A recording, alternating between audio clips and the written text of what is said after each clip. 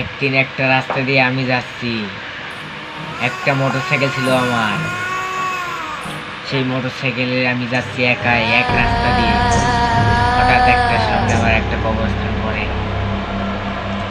কবরস্থানের সামনে যেতে আমার পিছনে জানি কে যেন বসেছিল, কিন্তু আমি খুব ভয় পেয়েছি। তারপর আমি গাড়ি একট নিয়ে এলাম, এসে গিয়ার পিক আপ মারতে মারতে আমি যাচ্ছি।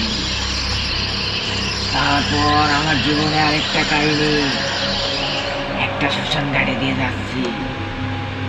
রাত 12টা, তখন 1টা বা 2টা বাজে।